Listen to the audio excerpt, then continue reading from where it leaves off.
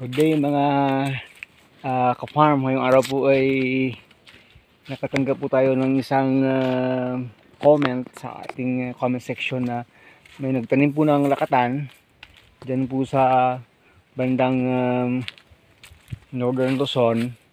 At nang dumating po ng 4 months old pa lang yung kanyang lakatan, medyo maliit pa po dito, namamatay yung kanyang lakatan. Namumula at namamatay na lang. So nagtanong, ano ba yung nagiging problema, ano ba yung pwedeng possible problem doon mga ka-agri, bakit namatay yung itinanim niyang lakatan.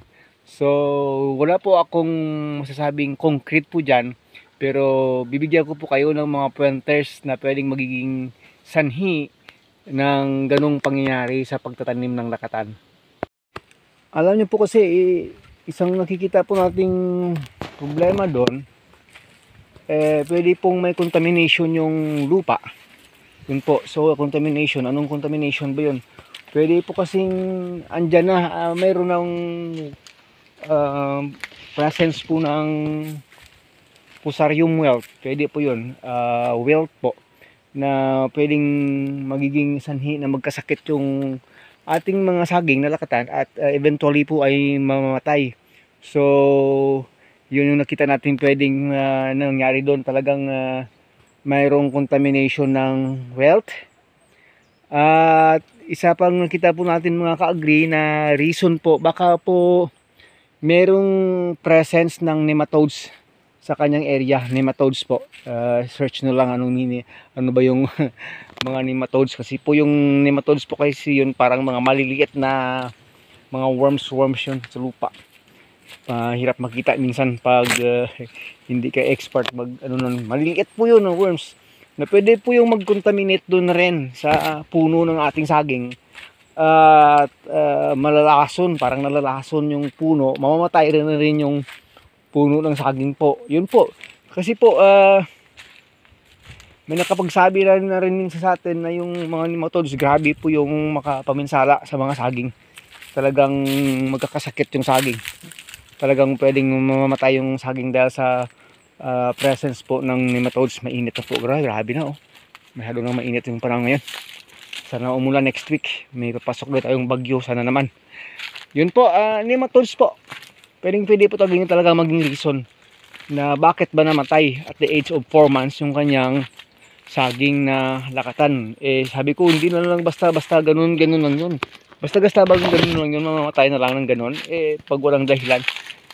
So yun yung number 2 na naisip po nating pwedeng maging source or reason ng pagkamatay ng kanyang 4 months old na saging na lakatan. Itong atin may mga 2 weeks pa, 6 months old na ito. Yung may iba mga matataas na rin.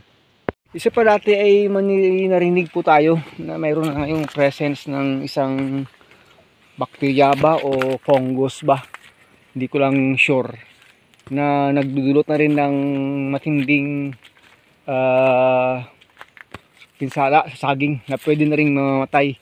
Hindi ko pa nare-refresh yung mind ko, basta mayroon na doon ng bagong ganun na pwede pong makapagtuminsala talaga ng gusto sa sagingan, patay yung saging. Hindi lang ako sure fungus or isa siyang bacteria na dumating na naman. Maliban po yan sa wilt. Yung dati kasing grabe yung pinsala sa saging na alam natin yung nakaraang Panama disease. Iwan ko lang kung narinig niyo tungkol sa Panama disease. Nagkakasakit yung saging pero hindi naman talaga yung ganung agad-agad mamamatay. Basta na lang mamamatay mga ka-agri. Nako, ano yun nakakatawag doon, napag-isip ko ng malalim, ba't ganun na namatay siya.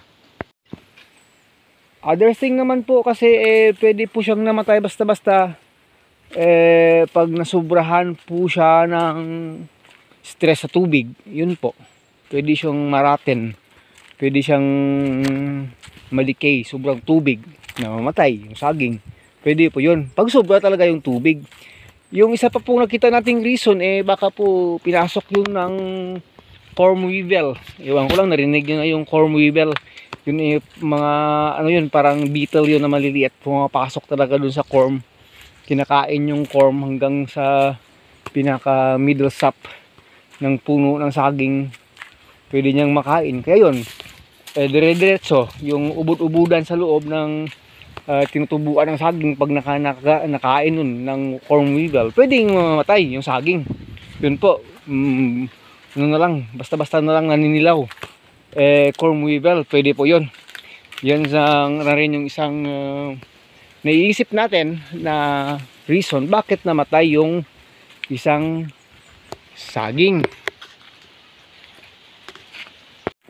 So yun, yung pinaka best siguro natin gawin minsan ay ipa-analyze po natin yung ating lupa, soil test, pa-soil test po natin para malaman natin kung ano ba talaga yung mga mikrobyo, mga pathogens na nandyan sa lupa natin, para po maagapan natin, magawan po natin ng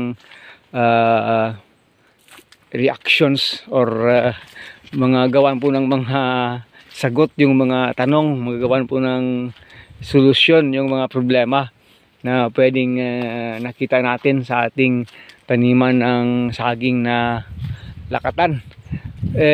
Hindi naman po tayo ganun ka-expert na. Ang atin po suggestions lang yan, hula yan, at dahil na rin sa mga naririnig natin at saka na subukan nating studies, mga experiment based na lang po yan talaga sa ating nagiging experience mga kasaging. Yun po lang yung sigurong pwede kong masabi sa inyo, ano kaya yung cause nun, but bigla na lang namatay talaga yung 4 months old na saging, na ganun na lang talaga. Kasi dito sa atin, kahit tamaan po yan ng bunchy top, hindi naman yan basta-basta na mamatay. Makikita mo na lang sa dahon na may presence na talaga ng bunchy top. Pero yung ganun, bigla na lang namatay, nag-yellowish lang kaagad, yun yung mga sinabi natin kanina, mga pointers po, pwede po yun mga reason talaga kung bakit po namatay yung isang 4 months old na saging na lakatan, mga ka-agree. One thing po na we have seen is that Northern Luzon po ay parang hindi po siya ganun ka-ideal na place na magtanim po ng lakatan. So pwedeng reasons na namatay, kasi nga po daanan talaga yan ng bagyo, pag time ng bagyo.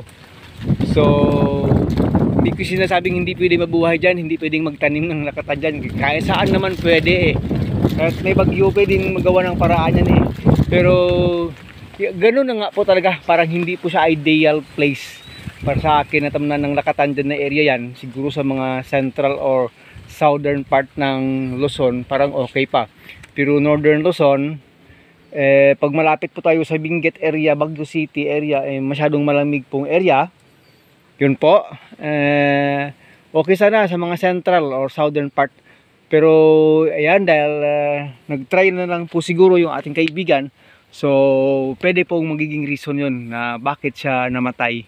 Pero again, hindi po tayo 100% na yun na nga yun, mga ka-agree.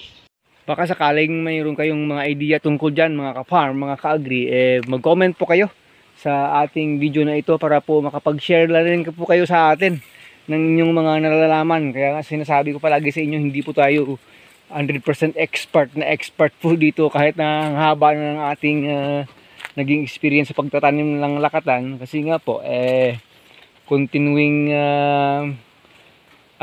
studies yan pag nasa agrikultura, kasi yung nangyayari sa ating mundo ngayon hindi the same, hindi pare-pareho yung mga nagiging tawag doon, nagiging final na mga nangyayari sa ating field, kasi may mga bagong mga sakit-sakit kasi na dumadapo sa ating mga tanim. Yun po, maraming salamat po. Sana po nakapagbigay tayo konting tips man lang. At yung inyong lingkod po ay humingi na rin ng inyong tulong. Baka po kasi alam talaga ninyo yung pwedeng naging sanhi nung pagkamatay ng isang puno ng lakatan na tinanong ng ating kaibigan po mula po ng Northern Luzon. Maraming salamat po Hanggang dito na naman po tayo sa ating episode ngayong araw. Nagbigay tayo ng konting kalinawan lang, hindi po yun malinaw na malinaw, konting kalinawan yan. Ano kaya yung reason po ba't namatay yung saging. Hanggang sa muli, your friend Agritech Mix TV here. Nagpapasalamat po sa lahat nating mga kaibigan na talagang gustong mga ganitong content. May nalalaman naman kayo sa akin kahit konti lang, at saka ang inyong lingkod po naghahanap na rin, nagre-research na rin, nagpapasaklolo na rin sa mga mas expert po sa mga ganyong pangyayari. God bless us all!